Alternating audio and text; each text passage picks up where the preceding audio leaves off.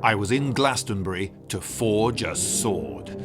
But before I could do that, I needed a comprehensive education in blacksmithing. In preparation for making the sword, we are going to make a nail. It's a good introductory piece before we start whacking on big expensive sword pieces of steel. Once you get good at it, you can do this in about 4 heats. So when you put your metal in the fire, this, burn it. So you lay it in flat, like that. Right. And then cover it up with a few coals. So it's hotter. It's hotter down below, down nearer the fan.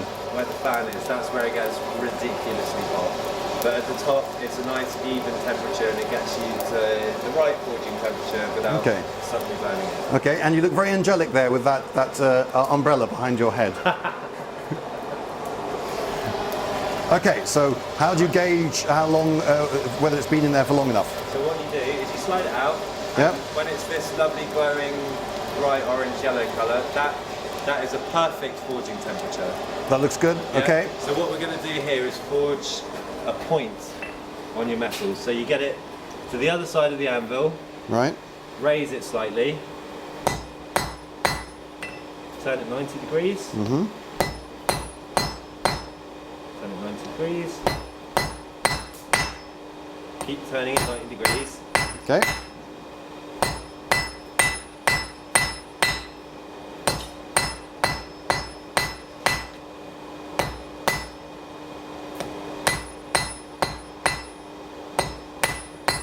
And what you end up with is a lovely 4-sided point.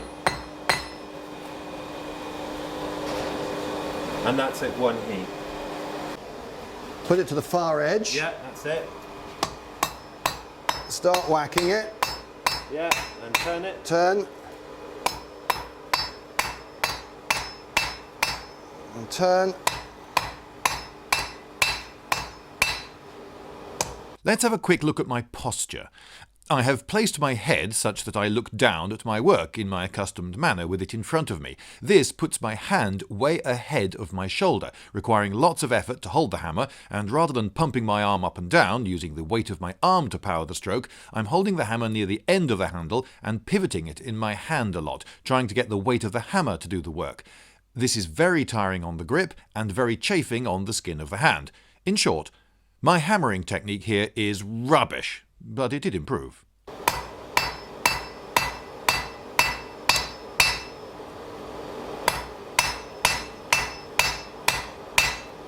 Am I getting a 4-sided or a 3-sided point here? Brilliant, you're getting a nice 4-sided shape. Already I can feel it's getting harder to deform. So about now, put it back in the fire, but that's great, that's brilliant. So it's a dull red. Yeah. Okay, and bury it again, yeah? Yeah. With this one.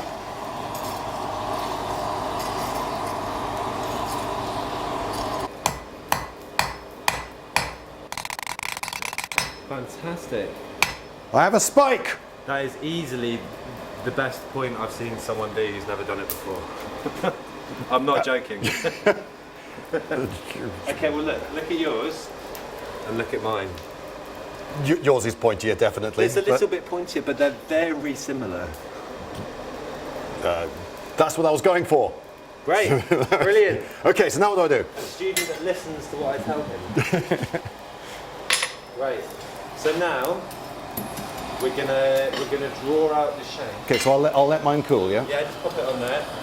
Ah, so it'll stay sort of warmish. Yeah, if you pop it around there, it won't lose its heat too much. Okay. So we'll start about a hammer width back from where your point is. Okay, so roughly where the point itself ends, yeah. And now, since it offers excellent contrast, let's analyse Thom's posture a bit, shall we? You'll notice that he is standing with his head well forward, such that he has to look backwards at the work, seeing things upside down, which is awkward, but not too bad. This puts his shoulder over his hand. He holds the hammer with a short distance between his hand and the heavy head, and hammers largely by moving his arm up and down, letting the weight of his arm do much of the work, with the hammer not pivoting very much. He's had a lot more practice.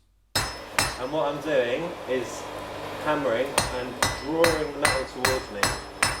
And what this does is it stretches it out. Wow. The key with this is you're moving the metal. You're not moving the hammer. The hammer's staying more or less in the same place.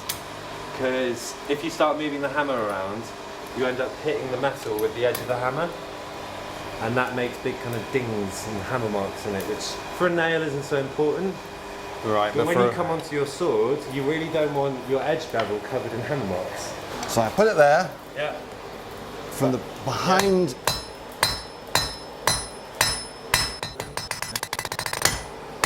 Wow! Something just hit me in the hand there. Something very, very hot. And I can feel it going hard now. Yeah. Okay, that didn't achieve very much, but never mind. I'll do better next time. I don't think the heat is actually quite so good on this one. Yeah, you could have got it a bit hotter.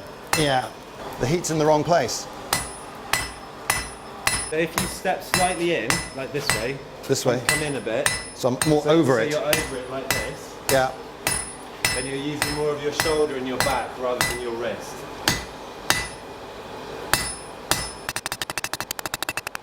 Already, I've got a blister coming on my thumb. That's it.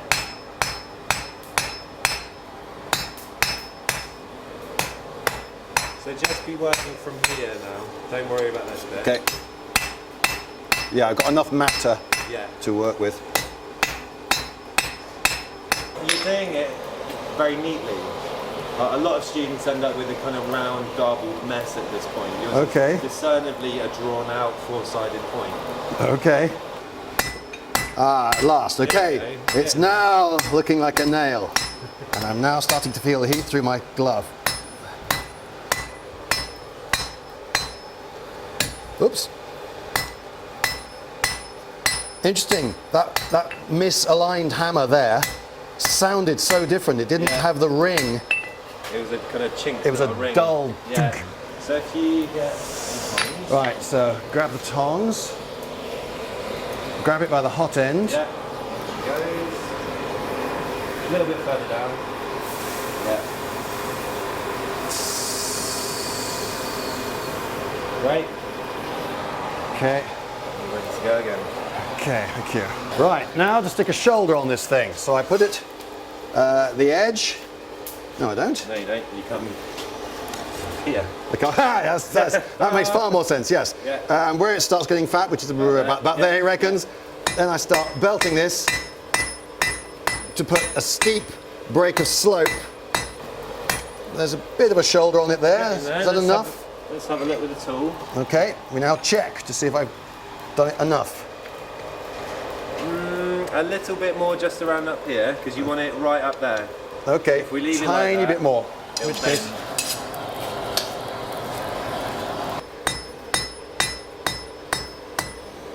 all the break of slope is on one side. It's not, you see that's flat, that side. It doesn't seem to be developing any break of slope on that. Yeah, that's fine. Up to the shoulder. Great. Grand. Okay. So I shall let this cool while I'm shown the next bit. Oh. It's not just bang, bang, bang, off flies the nail. No? No, well, and then you crawl around the workshop looking for it. This is actually fairly controlled. Oh, okay. So like 2/5 of an inch, right? And what we're going to do is hammer and roll. Okay. So I'm rolling up and down the cutter. Right. And we actually want it circular, yeah? We don't want a four-faceted thing. And what we end up with is this little core in the middle. Okay. So this is where you want to stop. Okay. Okay. So the next stage, we'll put this back in the fire. Right. And get it really hot. and use the heading tool to break it off. Okay. So if we cut right through this, we'd need tongs. And tongs are a faff. Tongs are a faff. Okay. Right, go for it. Right, so 2/5 of an inch over to about, say, there. There you go. Okay.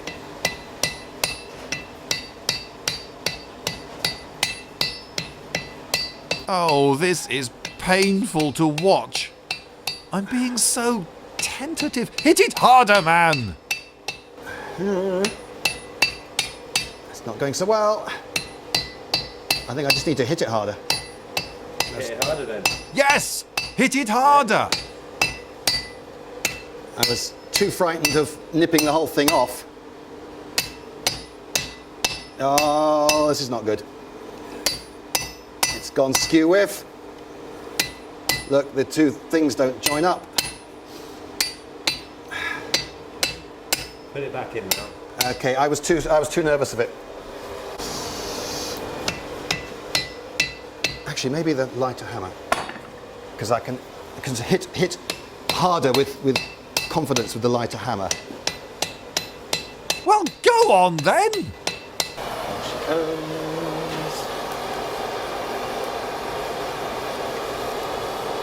Ah, this is too thick, you see. Yeah, that's a little bit thick. That's all right. Mine's even thicker.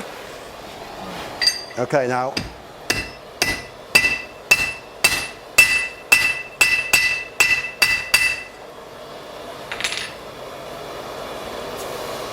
Oh, okay. Because we're done. So that won't adversely affect the... No, it's mild steel, so... It's hot, still hot at the top. See? And there it is, a nail. A nail. That's the trouble with burying it, is you can't see it. Well, yeah. So nestle it down a little bit more. Oh, sorry. Ah, God. So from here, is that kind of okay? If you rake it in from there, Bad. that's not so good. Okay. Was it that one? Yeah, big one. Oh, I've got a lump of stuff on there. No, it's off now. Okay. Right. Right, off it Okay. comes. Work it. Oh, it's not too bad. There you actually. go. Right. Okay. So, I put it into the hardy hole. Bang, bang, bang. Big hits.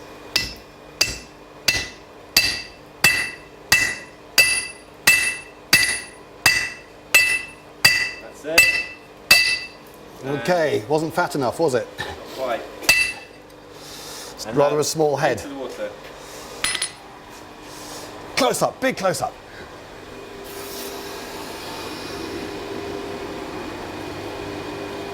Oh, to be honest, that wasn't as spectacular as I was imagining. My first nail, my first achievement as a blacksmith. The head is way too small, so I suppose the thing I really mucked up was the turning, what was it? The cutoff, the almost but not quite cutoff, which corkscrewed slightly, and I think was the cause of all further ills. It's better than my first nail, Lloyd. Thank you. And I shall treasure it, possibly.